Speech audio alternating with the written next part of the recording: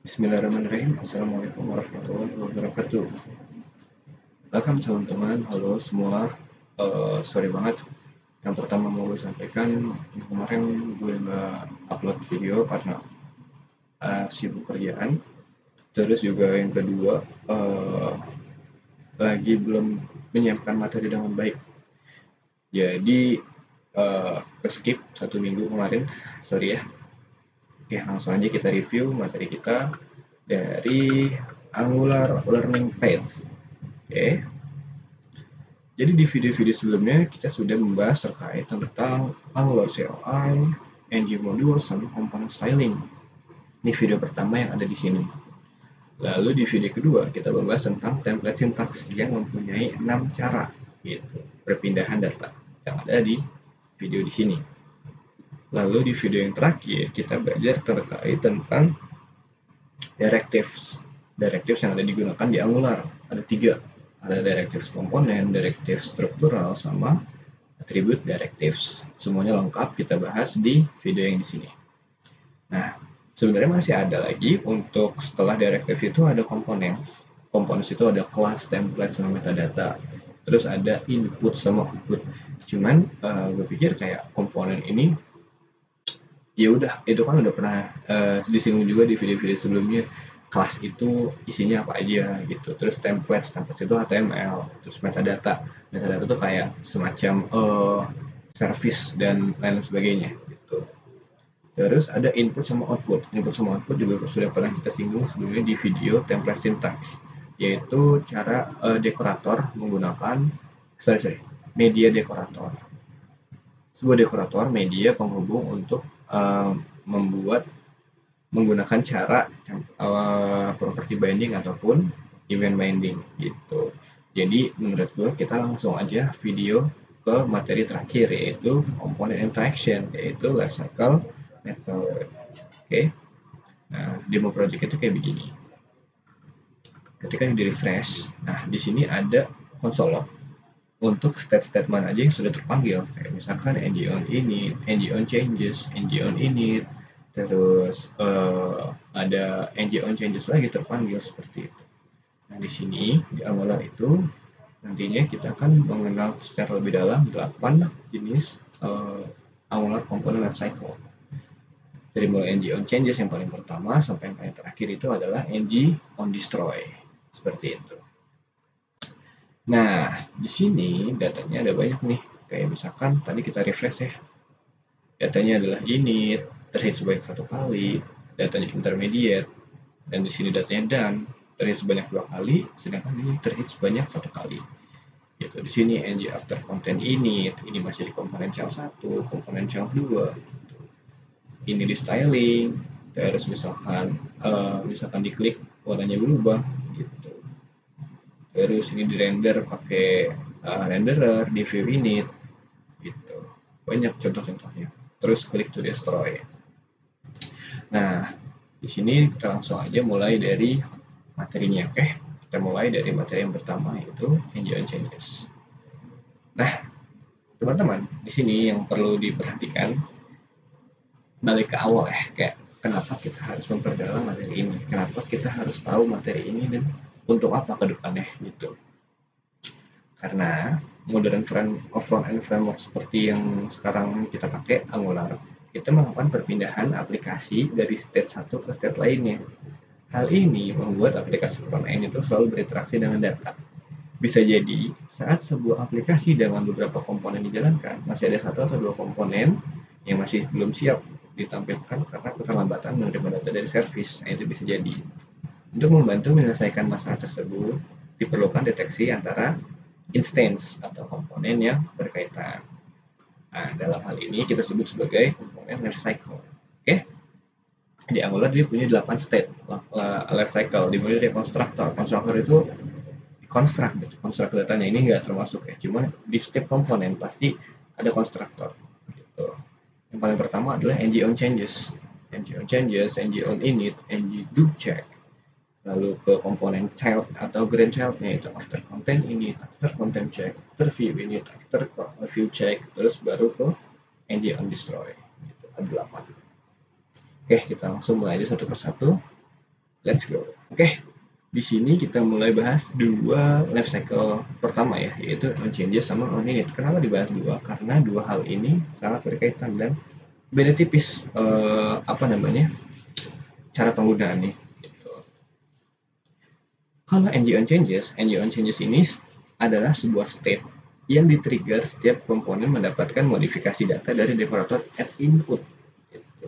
Sedangkan ng on init, dia ini siklus awal dari sebuah komponen ketika komponen terinisiasi gitu.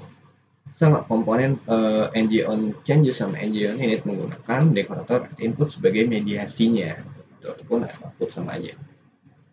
Nah, bedanya kalau misalkan kita nanti ngehit kita coba konsol log itu berapa kali terhit di ng on changes sama ng on init dengan bantuan set timeout gitu, kita bakal bisa melihat nih perbedaan secara jelasnya. Mungkin secara modifikasi data yang terlempar akan terupdate, cuman secara teknikal berapa kali ke hitnya itu membeda gitu. Oke, kita lanjut aja ya. Oke.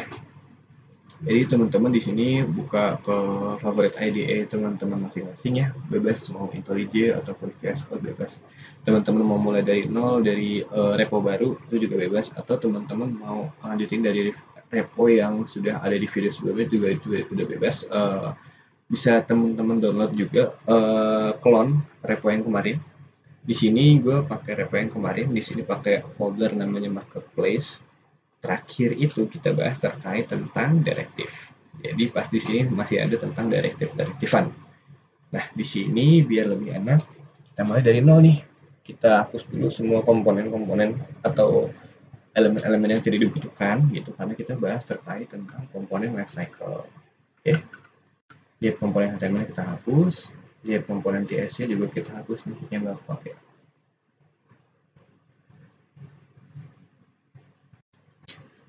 Nah, di sini juga implement on init-nya juga belum tentu kita pakai on init ya komponennya. Tapi yang jelas kita menggunakan constructor. Oke, di sini dari video-video sebelumnya di sini sudah tercreate 3 komponen, yaitu product, counter event, sama counter two-way binding. Karena tadi kita membahas tentang dua komponen life cycle, yaitu on changes sama on init, biar nggak mubazir, gue mau pakai kedua komponen ini, yang satu product sebagai ng on changes, sama yang satu lagi counter event sebagai media ng on init. Oke, nah, kita buka ke produk komponen HTML terlebih dahulu. Di sini kita kasih header 2 ng on changes example. Nah, di sini mau dibikin data yang masuk adalah kita mau lihat nih modifikasi datanya dengan menggunakan template syntax property binding. Kita buat let's say namanya data value. Terus di sini kita buat dia sudah terhit sebanyak hit value kali. Nah, terus di sini kita lihat pada komponen TS-nya nggak pakai. Oh, ini sudah ini ya. Kita menggunakan template syntax, berarti kita membutuhkan add input decorator data value. Nah, berarti yang belum dibuat di sini adalah hit value, itu berupa number, nilai awalnya adalah 0. Dan di sini produk komponen itu kita mau coba implement sebagai on changes. Semudah ini, gitu. Implement ini, dan dia akan otomatis terimport. Nah, terus yang harus kita buat adalah penggunaan function dari on changes itu sendiri dengan menggunakan ng on changes. Bebas mau pakai parameter bawaannya ataupun enggak. Kalau saat ini gue nggak perlu karena ini simpel banget contohnya. Gitu. Oke. Nah, di sini kita buat ng on changes-nya ng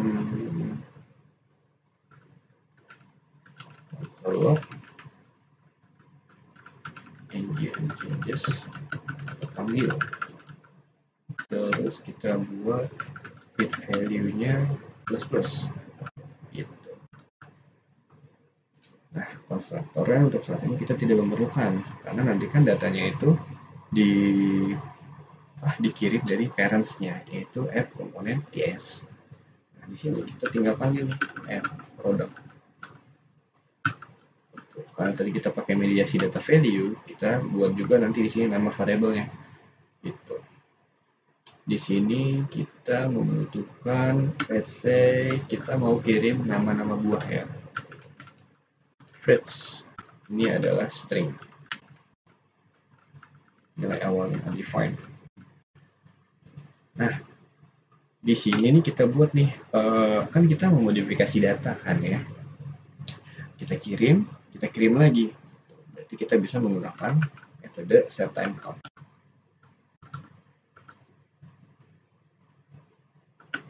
Caranya begini, karena dia observable function, kita buat dia selama timeout 5 detik. 3 detik aja. Atau 3000 milisecond. Nah, di sini kita buat fruit sekarang adalah apa? Nah, karena kita mau kirim buah ya, berarti kita coba langsung declare aja. Buah pertama kita declare sebagai namanya apple. Sedangkan buah di sini setelah timeout 3 detik kita ubah namanya pisang. Nah, karena sini udah, tinggal kita kasih di sini fruit. Nah, satu kali. Kita lihat NGO-nya just terpanggil. Dia sebanyak 2 kali dan data yang masuk adalah pisang. Seperti itu teman-teman. Nah, bedanya sama NGOn ini, kita coba buka counter event komponen ya. Di sini kita hapus, di sini kita kasih header lagi NGOn init example. Tuh. Di sini sama kayak tadi, kita kasih p data buah sekarang. Let's say kita kasih namanya data value juga, terus kita kasih sudah, kita kasih sini hit value, hit. Tinggal kita declare nih dua-duanya. Ini benar kita implement on ini, kita hapus sebagian. Di sini kita hapus. Karena kita menggunakan implement on init, berarti kita butuh function ng on init. Nah, di sini kita membutuhkan add input juga sebagai mediasinya. Tadi kita memanggilnya dia dengan nama data value yang akan dikirim dari si parent ya. Data value sama dia adalah undefined. Datanya string dan kita butuh namanya hit value yang berupa number dengan nilai awalnya adalah 0. Ketika ng on ini terpanggil, kita konsol log nih. ng on ini terpanggil. Terus kita kasih hit value-nya plus itu bertambah. Cuma gini dong. Tinggal kita kasih dia di app komponen HTML-nya kita panggil r, terus kita kasih app apa di sini counter event sama dengan di sini pakai data value nama buah. Nah, di sini data buah sekarang adalah apple, tapi sekarang jadi pisang, tapi dia baru lahirnya cuma 1 kali gitu. Sedangkan kalau ng-on changes terhitnya sebanyak 2 kali. Nah, dia terpanggil ng-on ini lagi, terus ng-on changes lagi. Jadi ng-on changes itu terpanggil setiap ada modifikasi data. Gitu teman-teman. Sedangkan kalau ng-on ini dia hanya sebagai mediasi awal ke rendernya komponen. Oke, paham ya? Oke, kita lanjut teman-teman. Kita lanjut ke lifecycle yang ketiga, yaitu ng-do-check. Nah, ini nih mesti banget diperhatiin dan mesti banget jadi concern teman-teman ketika ingin menggunakannya ya. Jadi gini, state ini hidup setiap ada perubahan data apapun. Mau perubahan data secara balikan dari service atau apapun itu gitu. Karena state ini melakukan deteksi terus-menerus. Jadi, jika suatu aplikasi menggunakan state ini dengan cara tidak tepat, maka akan ada performance issue yang serius. Apa performance isunya? Dia akan jadi nge-lag walaupun internet konsumennya full speed gitu, dia akan tetap nge-lag. Karena apa? Karena dia deteksi terus menerus dari atas sampai bawah gitu, dari komponen depan sampai komponen belakang. Maka kita perlu perhatian khusus nih ketika menggunakan edge check ini.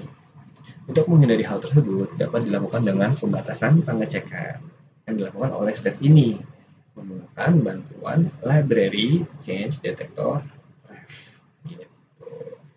Oke,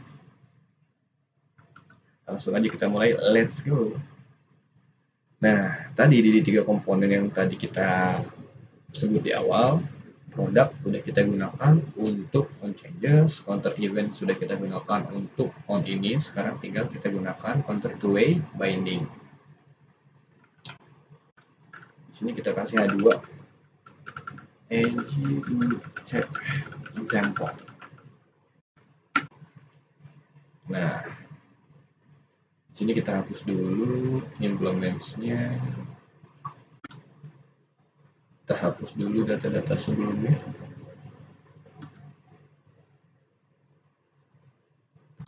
Counter ini kita membutuhkan ng do check.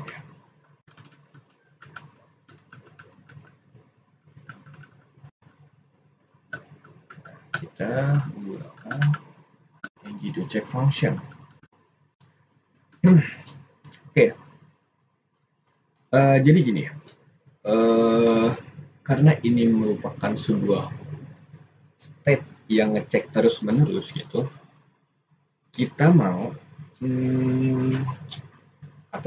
datanya itu bukan dari data parent gitu, tapi kita pakai data si child itu sendiri gitu. Berarti nanti kita butuh list of string karena kita mau coba lempar-lemparin data buah nih, tapi dapat dari komponen itu sendiri. Terus karena dia menyebabkan performance issue, berarti kita perlu yang namanya change detector F untuk membatasi deteksi. Nah, cara menggunakannya karena dia sebuah library, kita construct itu private, let's say namanya adalah detector, yaitu change detector F. Nah, secara awal gitu kita memerlukan pemberian hak atau pemberian akses bahwa si change detector F ini berhak untuk mendeteksi semua komponen yang ada di sini gitu.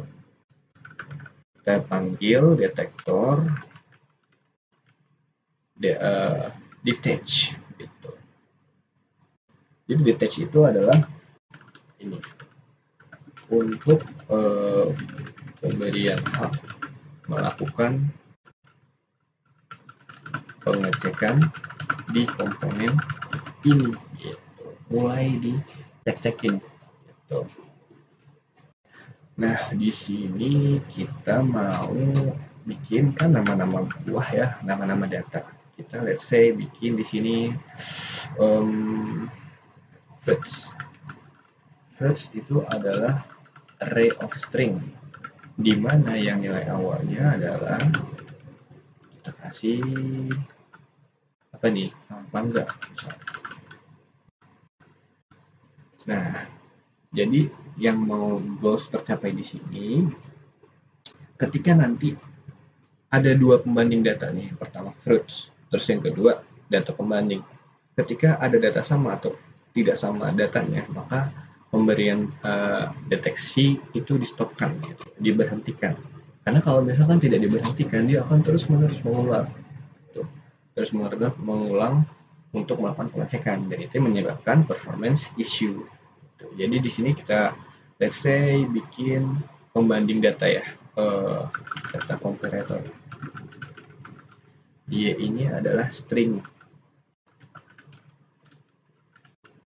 awal gitu. Nah, terus habis itu kita mau coba lihat sudah berapa kali ke hit ya.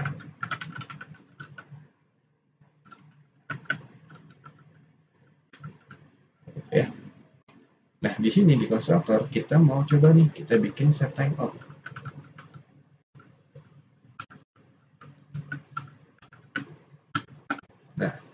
Di sini awalnya kita bikin 3000 data. Kita mau pertama data komparatornya ini menjadi let's say alpukat ya. Gitu. Terus di sini kita mau fruits-nya kita tambahkan nih. Jadi smart card misalnya.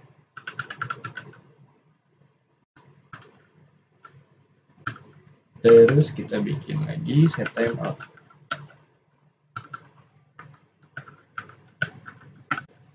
Nah, sekarang kita bikin lagi dia saya alpukat deh.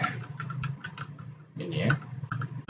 Terus habis itu kita di sini bikin dia delay sebanyak 5 detik deh. Nah, di sini nih yang perlu diperhatikan. Tadi kan kita sudah memberikan hak akses yaitu menggunakan detach. Nah, di sini kita mulai nih komponen ini nih, komponen si fruits ini yang mau kita coba cek banget si changes-nya gitu.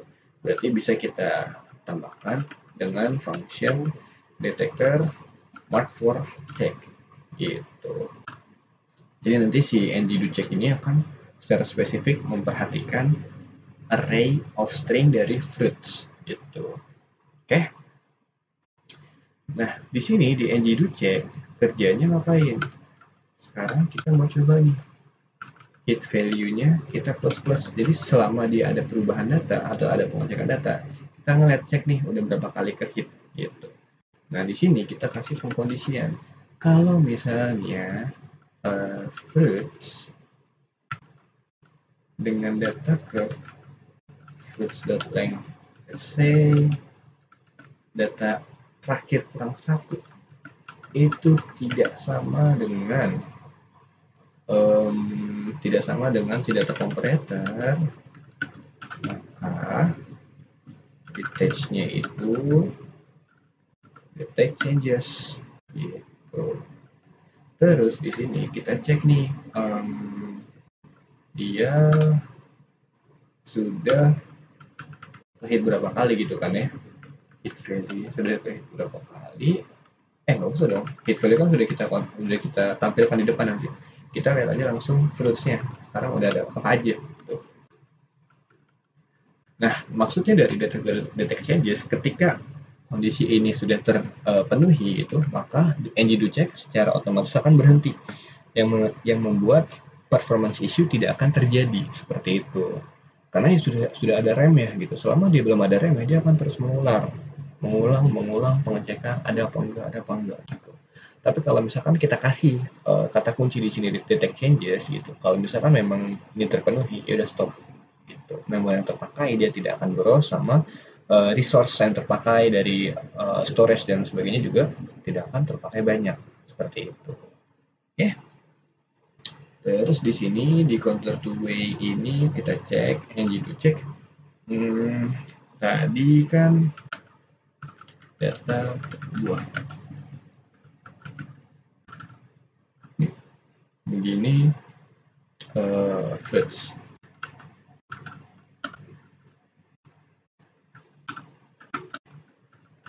sudah hit value ke kali hit. Terus di app komponen HTML tinggal kita panggil aja nih app counter binding seperti ini.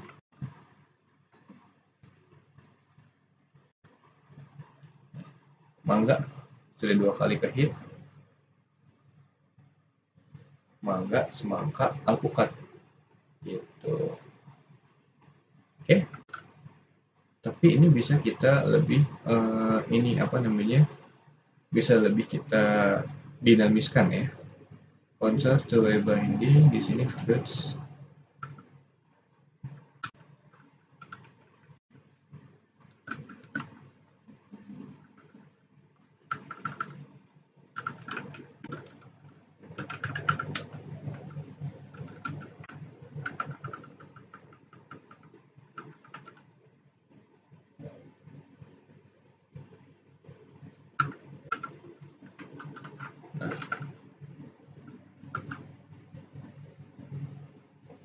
mangga semangka diubah.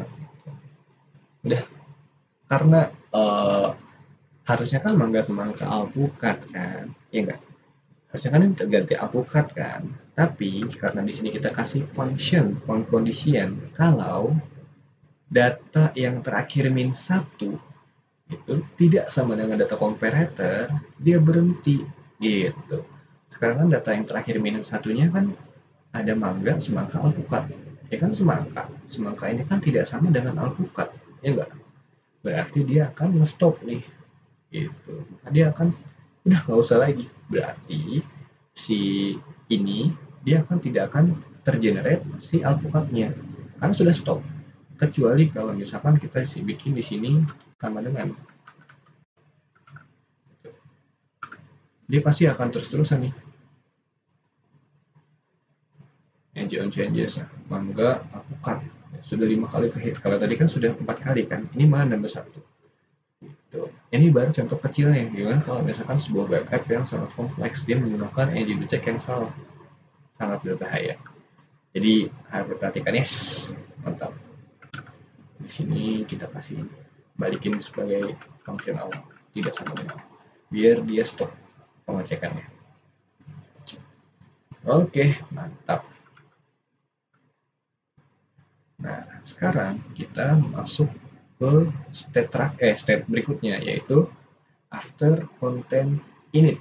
Nah, ng after content init, step ini terpanggil saat semua konten DOM yang ada di komponen lain terinisiasi. Jadi teman-teman di sini kalau sebagai pengingat ya, recall memory DOM, data object model, itu terbagi menjadi 2 konsep besar, yaitu content DOM sama ada view DOM. Content DOM ini kayak semacam elemen-elemennya, H1, H2, paragraf, gitu-gitu. Kalau view-nya itu stylingnya gitu, apakah stylingnya ini dia background color, gitu-gitu. Oke, ingat ya. Kalau ng after content, bedanya sama ng after view, kalau konten berarti konten DOM-nya sudah terinisiasi dari parents. Kalau after view berarti view DOM-nya sudah terinisiasi dari parents. Gitu. Nah, nantinya yang membedakan after content sama after view itu adalah si dekorator mediatornya, dekorator mediasinya gitu. Kalau after content init dan check dia menggunakan add content child, tapi kalau after view in sama after view check dia menggunakan pakai namanya view child gitu. Oke. Nah, terus dia pakai sektor namanya ng content. Jadi gini, kalau after content init dia itu hanya sebagai sebagai inisiasinya aja. Sedangkan kalau after content check itu yang membedakan adalah ada target detection yang dibuat seperti on click dan atau semacamnya. State ini terpanggil saat state ng after content ini selesai terinisiasi. Oke, kita bahas satu persatu ya after content init. Biar enak dan rapi, di sini gue mau bikin dia package terpisah ya, khusus untuk after content init. Nah, di sini kita buka dari terminal untuk kita generate komponen baru. ng generate komponen, let's say child1. ng generate komponen, let's say child2. Lagi ng generate komponen, let's say grandchild1. Nah, jadi nanti kita ngeliat nih, kita akan ngerender child yang ada di after content init.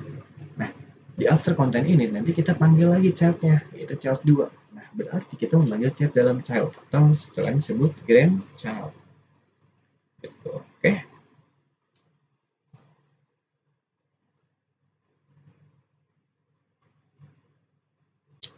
Di app komponen HTML di sini kita kasih hr gitu ya. Di sini kita kasih app child 1 gitu. Nah, di app child 1 tugasnya ngapain? Tugasnya adalah kita memanggil child berikutnya. Di sini kita kasih H2 ng after view init example.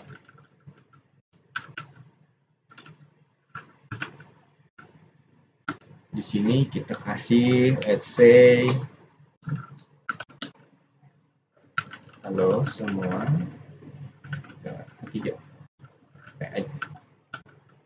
halo semua, saya ada di komponen child 1.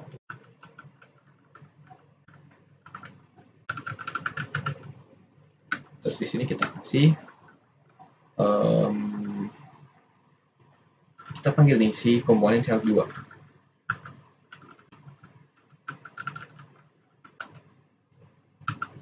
Nah, di sini kita kasih lagi misalkan H3. P aja lah ya, nggak apa-apa ya.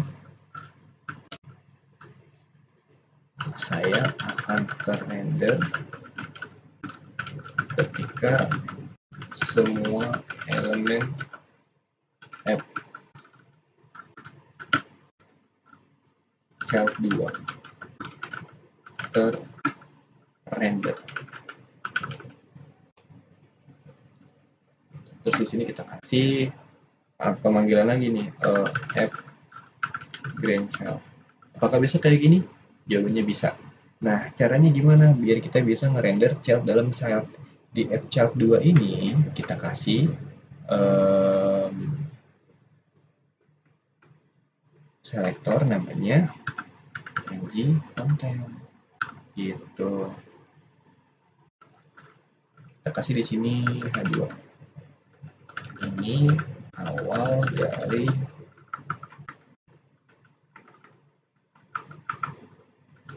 child 2 komponen.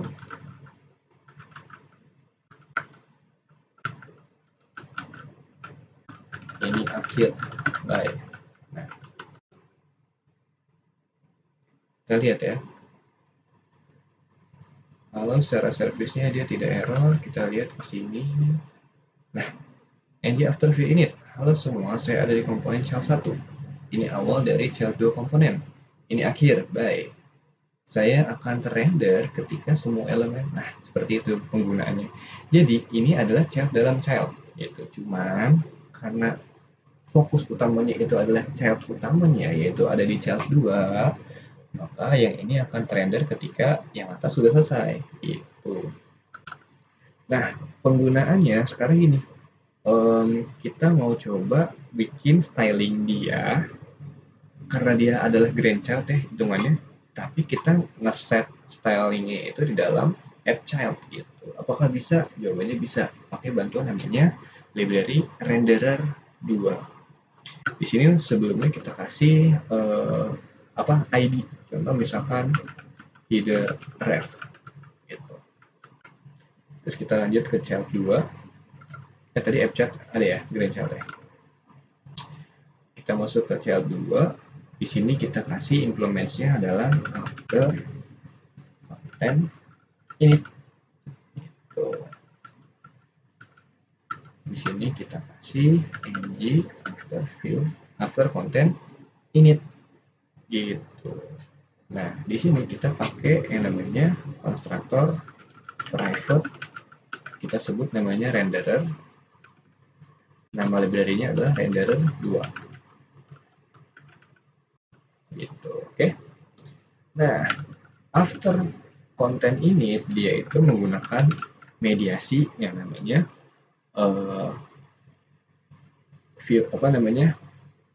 konten. Saya lupa. Content child.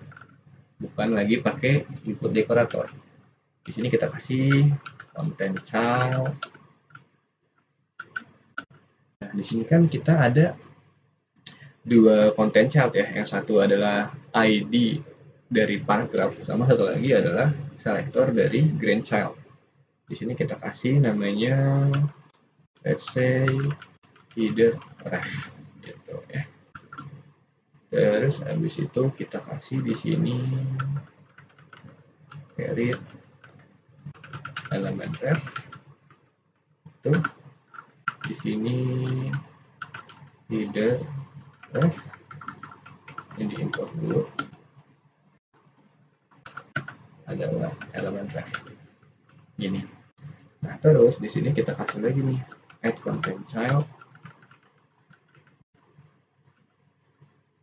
Nah kita butuh namanya add grandchild, satu komponen karena kita mau rekayasa sih tampilan grandchildnya gitu.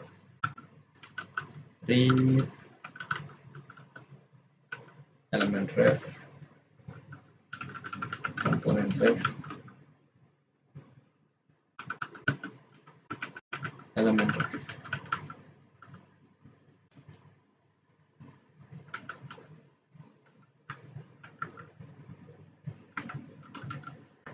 Nah, dah gitu doang.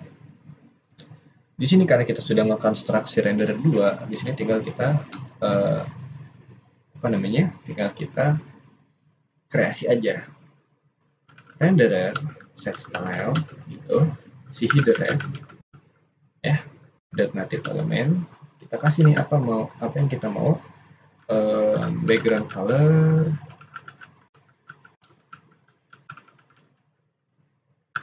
let's say light green.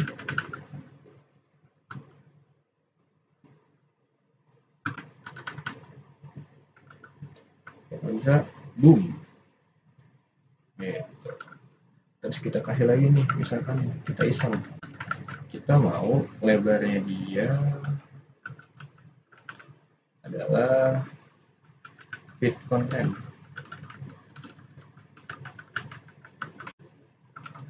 Nah, lebih rapi gitu.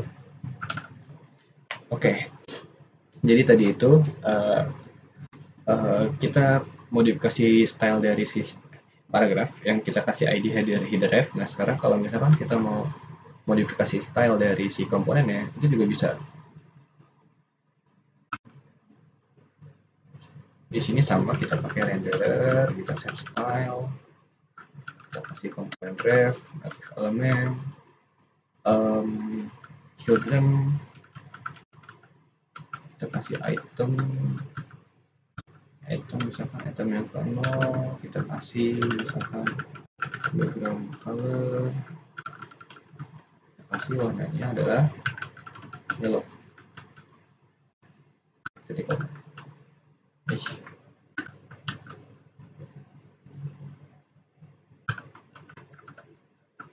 Nah kayak begini guys. Jadi ini ada di grandchild, tapi stylingnya ada di child juga. Gitu. Oke. Mantap ya. Nah, tadi yang membedakan dengan si after content check adalah kalau after content check itu dia mempunyai target detection yang dibuat, yaitu misalkan on click atau semacamnya. Step ini terpanggil setelah ng after content init selesai terinisiasi. Oke, let's go.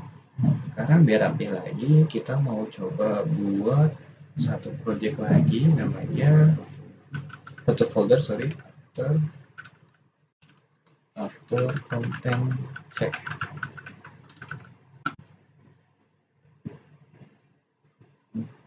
Kita buka di terminal, gitu ya. Kita generate komponen baru. Kalau yang tadi namanya child ya, kita kasih namanya di sini anak ya. Satu, anak dua, sama nggak usah kayak gini aja cukup. Nah, di sini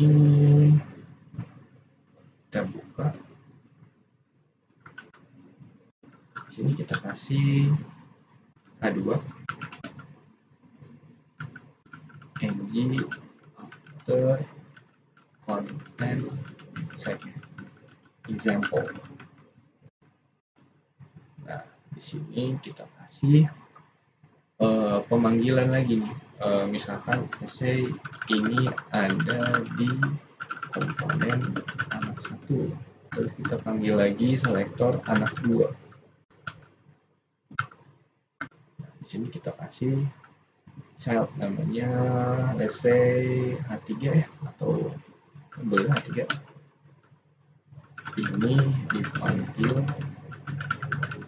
setelah elemen anak 2 terinisiasi semua. Sama halnya kayak tadi, kita kasih di sini header ref, gitu ya. Karena ini akan kita styling nanti di dalam app anak 2. Tuh. Nah, di app anak 2 kita bikin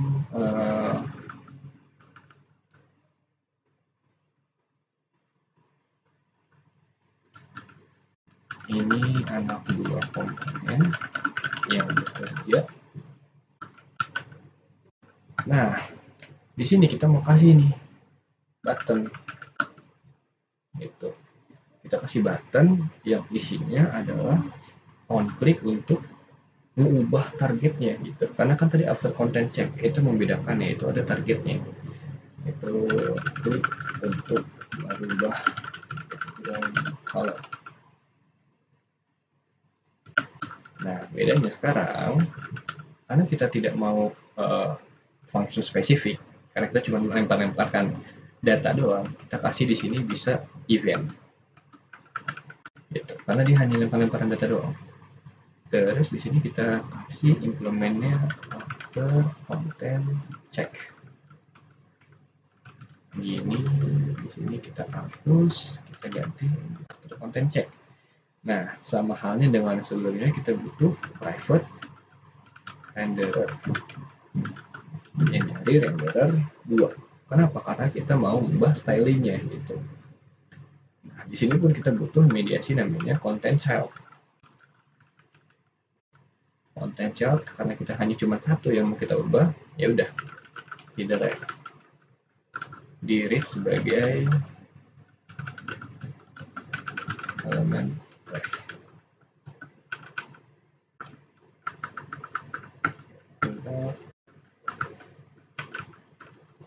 Namanya adalah header ref. Nah, sekarang kita mau gini, warnanya itu random RGB ya, gitu. Kita bikin function dulu nih.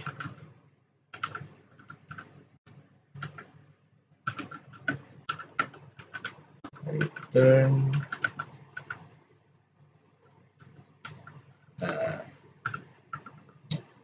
kita bikin RGB ini ya. Di sini kita mau kan random kan, random itu berarti kita pakai utility dari math.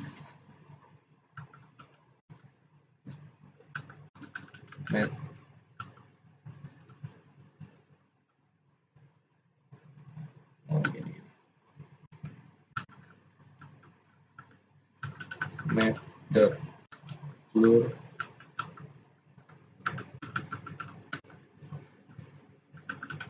math.random kali 256.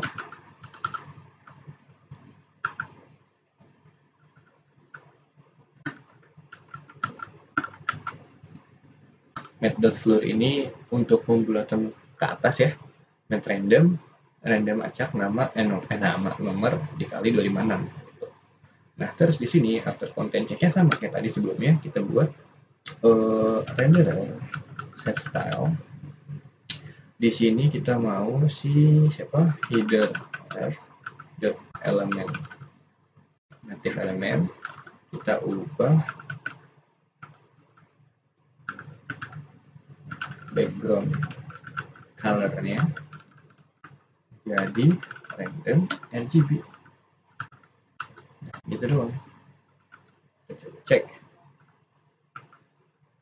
Oh iya, karena ini kan belum kita manggil, sorry. F anak 1.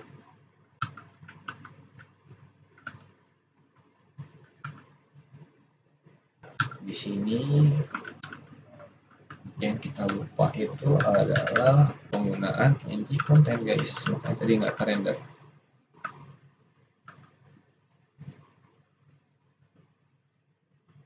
Nah gitu guys,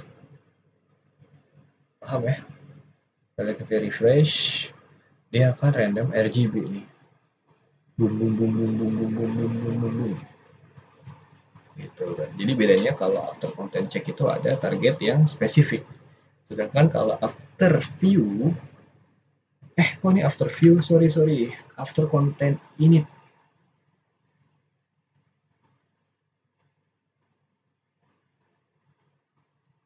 Wah sesat nih, ng after content init.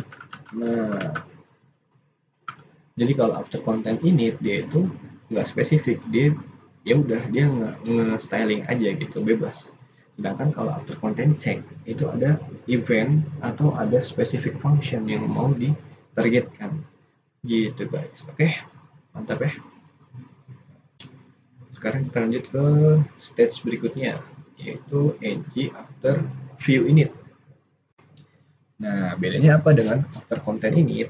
Kalau yang tadi kan sudah gue bilang ya, kalau after content init dia ini terinisiasi setelah konten DOM-nya selesai semua, sedangkan kalau after view init setelah elemen view DOM-nya selesai semua gitu. Dan dia menggunakan dekorator view child begitu guys. Kalau after view check dia itu hampir sama dengan after content check karena dia ada target view yang mau dispesifikkan. Tetap bedanya menggunakan view child. Oke, sekarang kita lanjut lagi ke codingan. Biar rapih lagi di sini mau generate directory baru lagi, namanya after view init.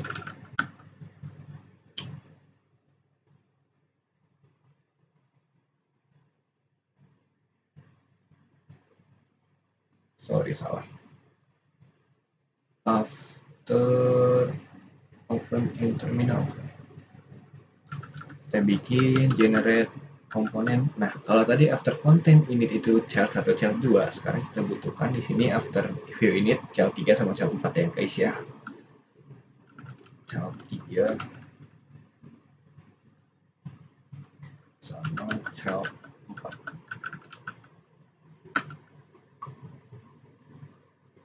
Oke.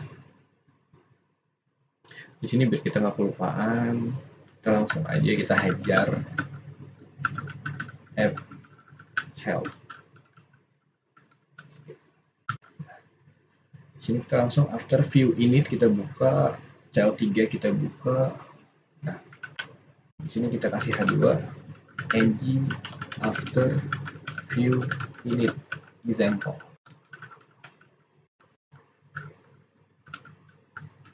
Kalau semua ini ada di komponen child 3. Nah, sekarang kita panggil di sini f child 4. Sama persis kayak tadi sebelumnya di konten ini ataupun konten cek ya. Di sini kita baru kasih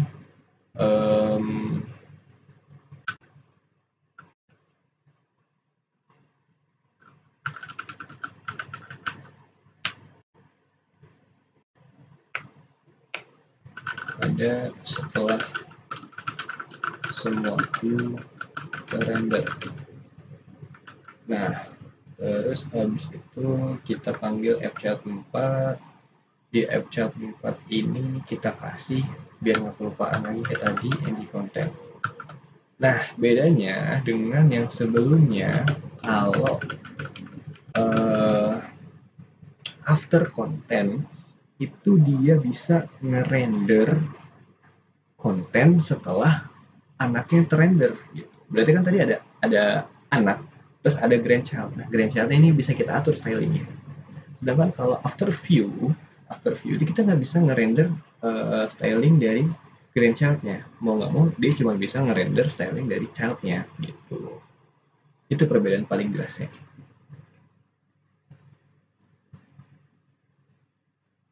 Dia after view init. Di sini kita ganti, di sini kita kasih konstruktornya renderer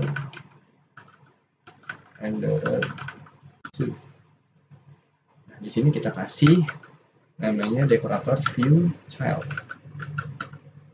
sama aja kayak tadi penggunaannya ya, ada nama terus ada read, dia read sebagai elemen ref. Sini kita kasih header ref,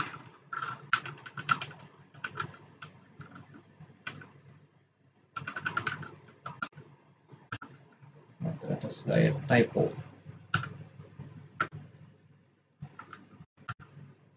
begini. Nah, udah deh, sama persis kayak tadi. Di sini kita kasih renderer, set style, header ref, background color. Sini kita kasih let's say violet. Terus kita kasih di sini lebarnya itu fit content ya.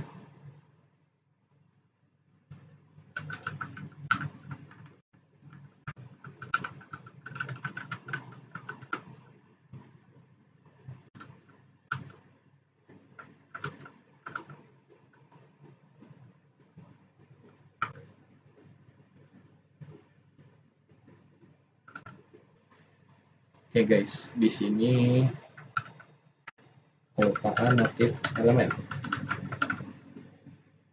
Nah,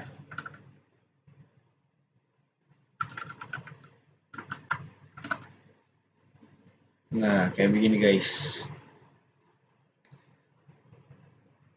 Jadi kalau after view init, dia bukan ngerender styling dari komponen green child-nya, tapi ngerender styling dari komponen child-nya aja.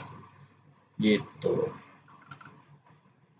Oke, kita lanjut ke after view check. Sama banget persis, cuman bedanya menargetkan view dari komponen yang spesifik.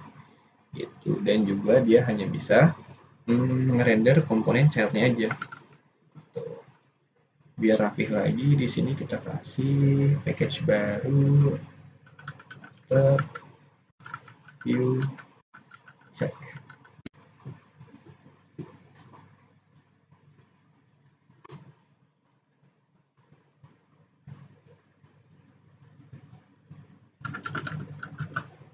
Kita kasih di sini namanya anak 3.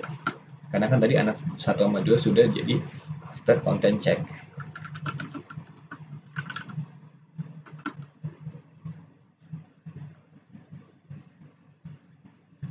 Kita close semua, kita buka app komponen HTML, kita kasih wrapper di sini, kita kasih lagi app anak 3. Itu biar kita nggak kelupaan ya. Kita buka after view check di anak 3. Di sini anak 3 works, oke, nggak apa-apa. Di sini kita kasih H2 ng after view check example. Di sini kita kasih pemanggilan app anak 4 begini. Terus di sini kita kasih let's say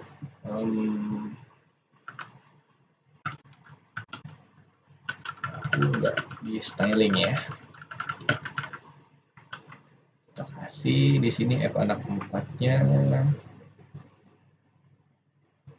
anak 4 works. Di sini kita kasih button sama persis klik untuk merubah warna background.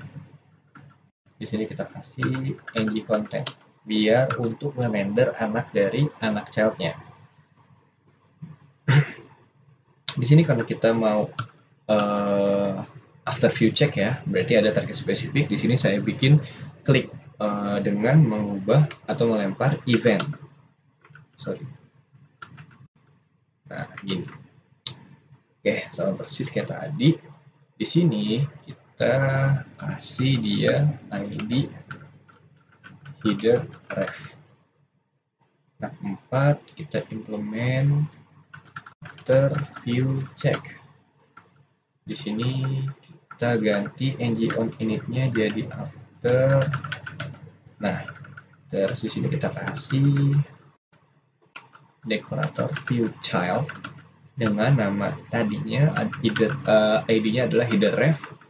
Dia di read sebagai elemen ref.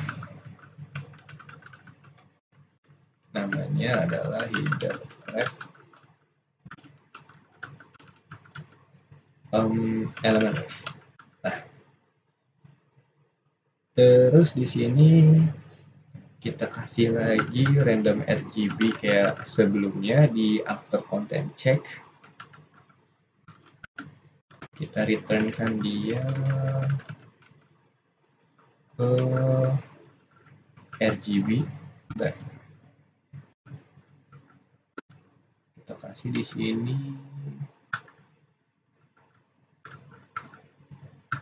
mask.floor mask.random dikali 256. Nah,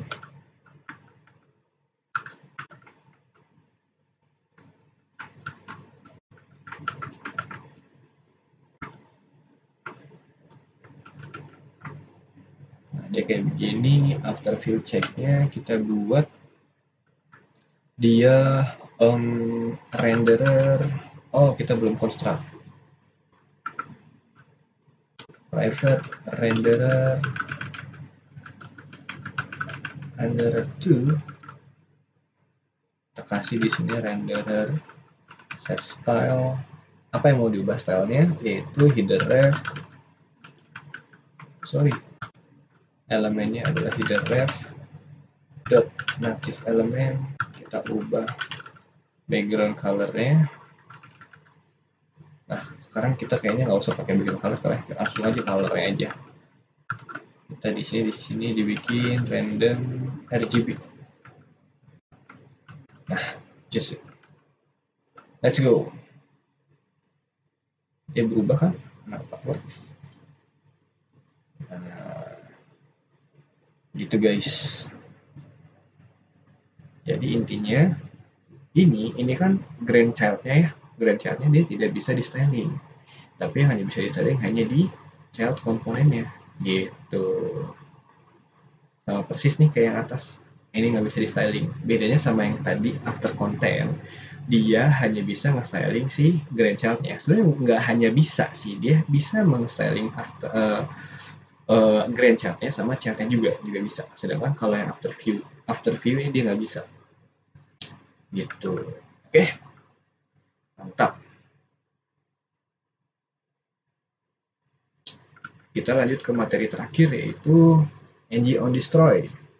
Ng on destroy fungsinya itu adalah destroy atau menghancurkan konten dan view DOM dari sebuah DOM, keseluruhan DOM gitu. Nah, di sini biar enak ya, gue mau bikin penggunaan ng on destroy-nya itu pakai directive.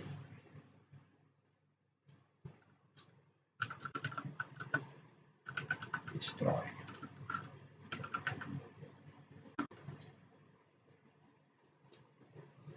Oke.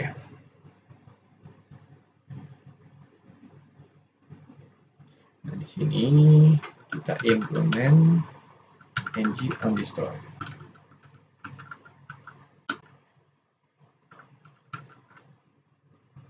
Kita kasih di sini ng on destroy. Kita coba kita kasih console log goodbye all. Nah, Di sini kita tinggal kasih penggunaannya aja nih. Add. Kita kasih di sini H2 destroy example. Di sini kita kasih button. Terus di sini klik untuk hancurkan teks di bawah. Kita kasih tag goodbye, I'm leaving.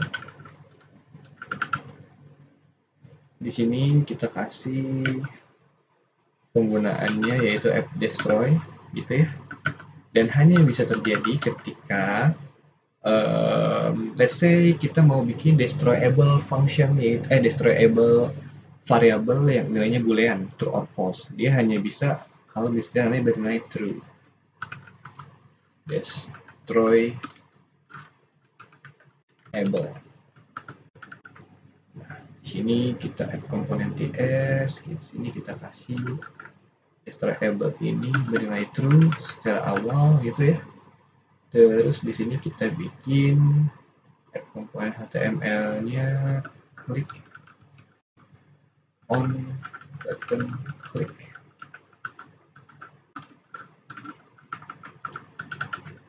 Gini, terus kita kasih gini, kita kasih destroyable sama dengan destroyable. Ya, selesai.